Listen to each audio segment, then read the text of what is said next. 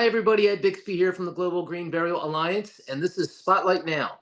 Today, I'm with Angela Woosley of Inspired Journeys.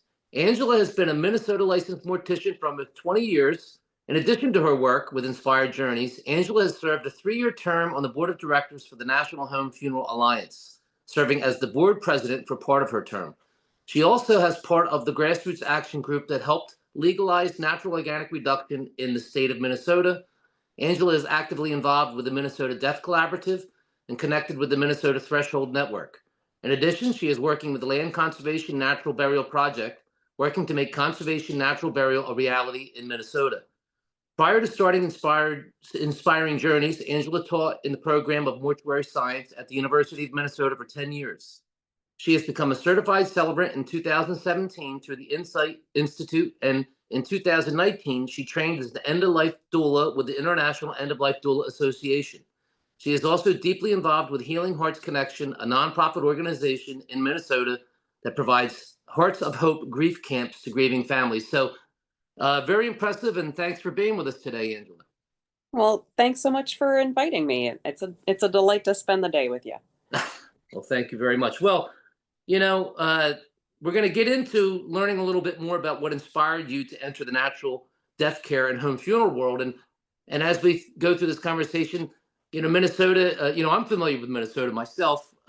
It's a place that embraces the concept, but people like yourself may be encountering some difficulties due to misunderstandings of what that concept is. So, so why don't we get started learning a little bit about what inspired you to enter the natural death care and home funeral world? Well, honestly, as a Gen Xer, we grew up, with acid rain and smog and all these, there was a growing understanding of the ways that we were harming the environment. But in terms of natural death care, I really grew an awareness of the options available while I was teaching at the U. So certainly green burial was something that I was sharing with my students. And we talked about what shades of green there might be and what constitutes a green burial. The Green Burial Council had already had those certification standards set. And then also, since we were the first state to legalize water cremation, I shared that idea with our students. We were the second state to have a commercially available to families facility for that. And then also, natural organic reduction came later, but being aware and a part of that as Katrina Spade was developing human composting for human use in the States was also a and so all of those pieces kind of came together. And oddly, the catalyst for all of it was really kind of taking everything that I'd been absorbing about those concepts and then attending the National Home Funeral Alliance conference that occurred in Minnesota. I was able to go because it was local, and everyone there, all of that married together, right? So if you are caring for your own person in the home, you're certainly not going to turn around and then have them embalmed, right? These are very grassroots DIY folks. So the idea of stripping away everything that is unnecessary, all of this artifice that funeral service writ large has placed onto the care of our dead, and seeing just the open hearts of the humans who were advocating for caring for your own person after death, it just all clicked in a very matrixy way. And I was like, this is all one thing, right? These are all one thing that's all perfectly connected. So it changed my entire worldview in an instant. And I went from happily teaching at the U to, why isn't anybody offering this right now? If y'all won't, I will. So in January 2020, I started Inspired Journeys, trying to marry end-of-life doula work, hospice work, green burial, water cremation, home funeral care, and vigils. All of that is one ecosystem that just makes sense to me. And it seems to make sense to a lot of people I talk to. No, absolutely. And it's transparency of process. It's the willingness to speak about something and talk about, how, when, why. You're 100% correct. And we unfortunately over the last 150 years have trained ourselves to feel as if this is not a discussion we want to have, and we allow others to care for that. And what you're doing is critically important. I think you already know that, but just so you know, from our perspective, it truly is about the education, because that's where the change comes from. And we know a little bit about what inspired you, to do this with Journeys. What services does Inspire Journeys offer to the community? I mean, I know you touched on it, but so if we were to come to you, what would we expect? Well, first of all, just starting from a conversation of what what has led you to us, what is important to you, and how can we make that a reality. You know, I'm well versed in what's legal in Minnesota, what's legal federally, and what's available, and just making sure it happens. My very first funeral call was from a family who had been turned away by two other funeral homes because they wanted to transport their person themselves. That's all they wanted to do. And they got turned down by two funeral homes. So, you know, it doesn't make sense to me to say no to things that are easy to accommodate. And so I really focus on inviting people into caring for their own person in whatever way feels right for them, in whatever sacred space they'd like. So a lot of times people want to care for their person, but they haven't died at home. So we can kind of marry the two of a funeral facility with a person who's passed away, invite the family to come in and care for their person. We offer obviously green burial assistance from the funeral side. I don't own a cemetery. And then a lot of my families choose water cremation simply because it's so much gentler on the earth, has a much smaller carbon footprint. And then we also currently offer natural organic reduction through a partnership with Recompose. And that's important to me because Katrina Spade developed that process. And you know, she's got a public benefit corporation, not a for-profit corporation that she runs. So all of those aspects and elements. And sometimes I do have families who want to embalm, and we accommodate that too. But it's definitely not what we lead with. And we're always going to offer options that start from least invasive to more invasive, right? Like I don't have a single outer burial container, concrete outer burial container on my offerings. If they need it, I know who to call to make it happen. But why would I advertise something that to me is just utterly wasteful? It doesn't make a lot of sense to me, and it's not the focus of my business, you know. Right, absolutely. And I like what you said when I asked you that question, is the fact that you allow the family to come in and you say, what led you here? Because what's kind of ironic about that is that most people are driven or led there, but not truly understanding exactly what they're looking for. So Mhm. that's a good point that you've made to our viewers and to our providers, to allow this to be organic, allow it to unfold on its own, because they will certainly appreciate that. So I like to hear that. And of course, you and I know the benefits and the key differences of a home funeral compared to a traditional funeral service. But for our viewers, what should they expect, or what would we say are the key, what is completely different about the two, which is just about everything. Well, I'll tell you a little bit about the last experience that I had helping a family with a home vigil. I had two family members who were very keen to care for their person after death, and and then I had three family members who were a little confused, but not openly opposed. So, so when it came time to care for her and bathe her and dress her and get the space ready, they said that they're the three who were not really keen. They said, we're just going to go run an errand and, just text us when you guys are done. We don't really want to be around for that. They didn't know what that was, right? And so, but from the time that they left a woman in a hospice bed in a nightgown with her hair mussed, with her mouth open, and with, you know, all of this medical equipment and boxes of things that hospice had sent filling up the living room. And when they came back, the bed was in a completely different position. She was covered with her favorite quilt in her in a different outfit. There were candles around. Everything had a soft pillow on a surface, and it felt like home again, right? And they walked in, and it was a sea change from the time that they left. And we proceeded to just anoint her body, and during that process share memories and funny stories of our time with her.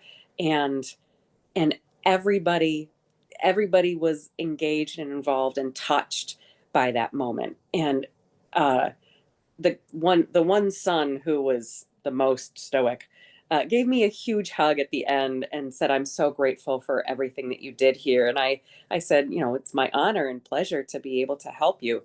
And then the two women who had helped me pulled me aside later and was like, "You have no idea how weird it is and amazing it is that he said that." That, you know, he was the most against this, but was like, "Fine, you guys do what you want to do."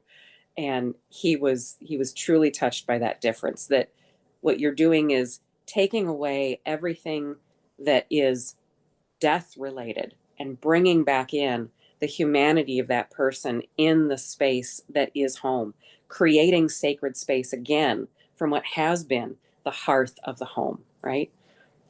It's a night and day change in an hour.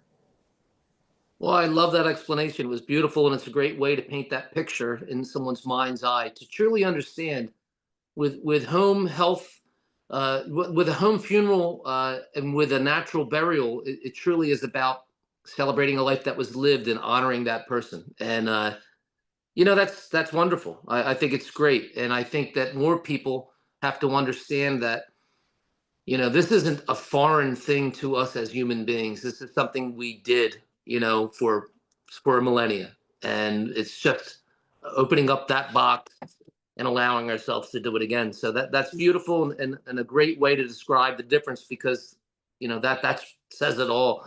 And this question would be kind of for, like, let's say our audience members right now, we may have some people local to you that kind of want to understand what they might expect out of when they were to come to Inspire Journeys, excuse me, seeking a green burial or acclimation. What steps would they expect to take with you? And with that question, what I mean is, a lot of people, you and I both know that in today's world, I believe anyway, that prearrangement is critically important to get what you want. So let's say a customer comes into Inspire Journeys and says, "You know what, I'm thinking of these two options. What steps can I take? What would be your best advice, and how could they proceed?" If someone was planning ahead for their own, and they weren't sure if they were interested more in green burial or water cremation, the first thing I would recommend is find go to cemeteries that you are drawn to, and tour the grounds and walk through the space, and see how you feel there. And regardless of whether they are a green cemetery or not, because you want it to, they might have family who's been buried in the cemetery. But until you walk the grounds and you really spend time there, do you want this to be your forever home? And then once you've made that choice, then I recommend that they talk to that cemetery and say, "I'm interested in a green burial here." Because the more people are talking about it with every cemetery, I really love the idea of a completely green, dedicated conservation burial ground. But every cemetery, I think, should offer green burial in some form, right? And anything that we can do, again, to remove the artifice, to remove the unnecessary. So the more that they hear those requests and questions, the more that they will bring those ideas back to ownership, back to their board of directors, and talk through that. And if they haven't found a place that feels right, or a lot of times people will be thinking about their successors. Do my family members want to come to a cemetery Or, well, some of them are in San Francisco and some are in Maine, and it would probably make more sense to be cremated then instead. And then we kind of talk about water cremation. So it's often more of a what feels right to them. I often say that everything that we do with the dead, when you think too hard about it, is unpleasant. Mhm. But when you find the right thing for you, it feels exactly right. Right. So, some people say, well, I don't want to get burned. Okay, no problem. You don't have to. There's in earth burial, there's water cremation, there's natural organic reduction. And you explain those options and they go, oh, this really speaks to me. I love, how many times do you hear people say, I want to be a tree? I got a way you can do that. It's called green burial and planting a tree. So yeah, start with what their priorities are, and then guide them towards options that will feel right. No, absolutely. And that's sound advice. I mean, it does start with what feels the most right to the family. And I do like what you said. I've said it for years and years that the low hanging fruit is the hybrid model because every community has a cemetery that's near and dear to them.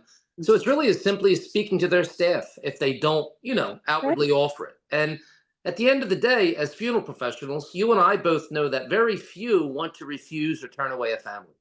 So, it's just a matter of starting a conversation. And a lot of times they'll just say, no one ever asked. So you Right. didn't know. so that's very good advice. Uh, and I think our viewers would probably like to know, I certainly know, and but what do you think the relationship, because I feel like there's a real relationship between home funerals and eco-friendly funeral services. What do you think makes a home vigil like so akin to a natural burial service and ceremony? Mm. It's connection with the dead to me. Being in close proximity with the profound experience of being with a person after they've died.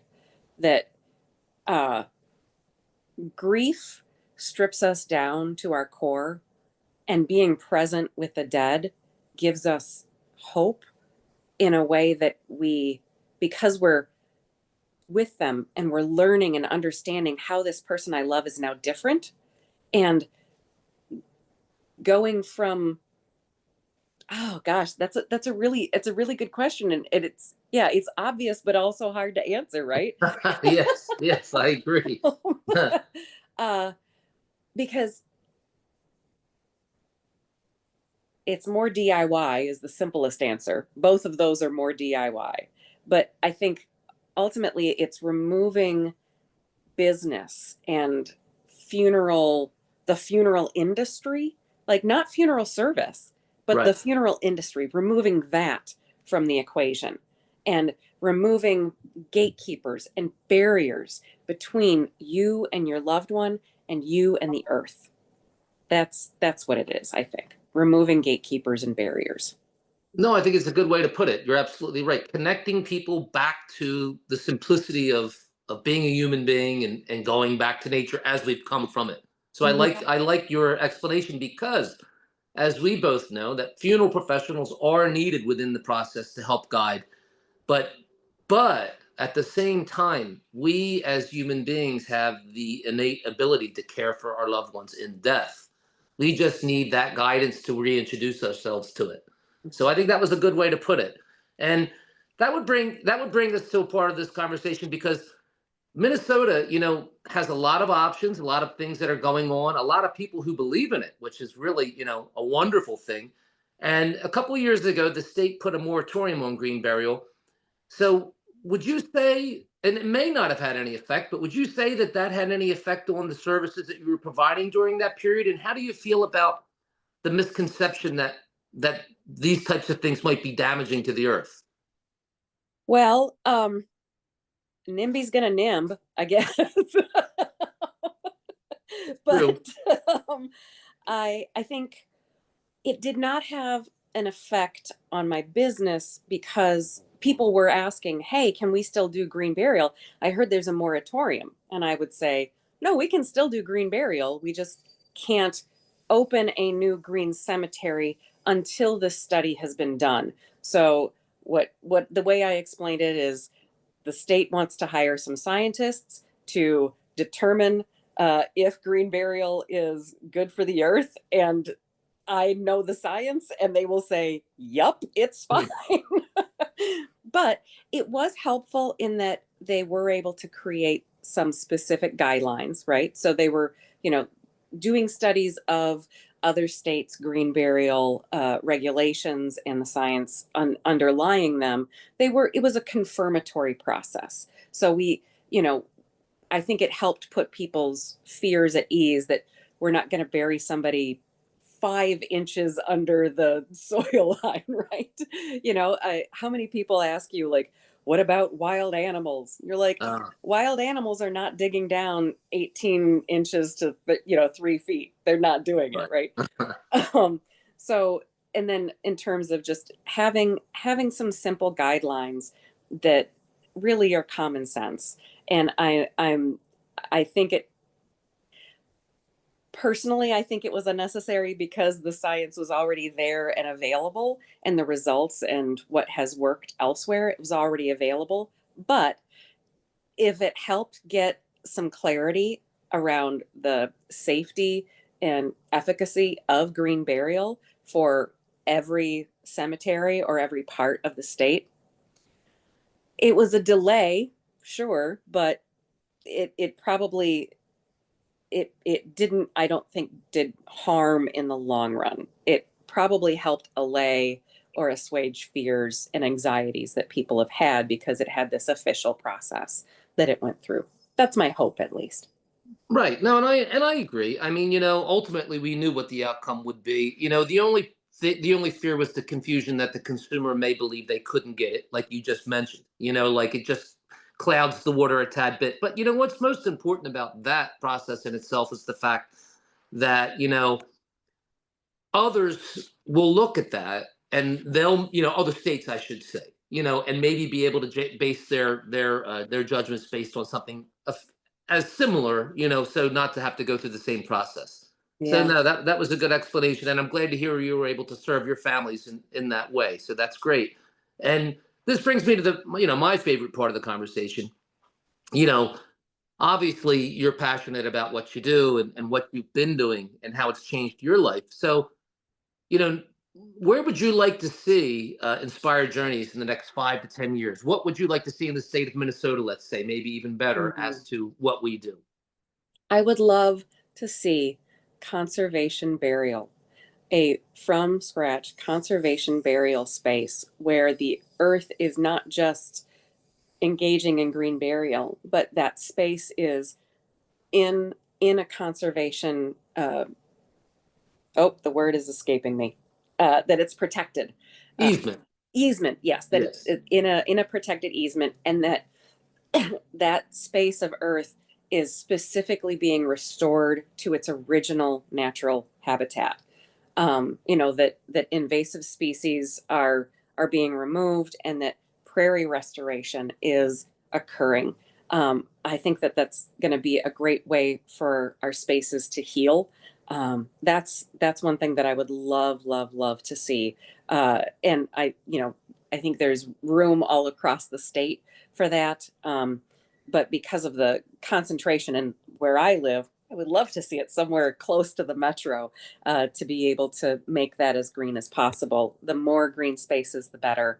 And I think that we'll also see. Well, I don't think, I'm pretty darn sure that we will see a natural organic reduction facility open in the state. So that will be an interesting conversation also to have with folks.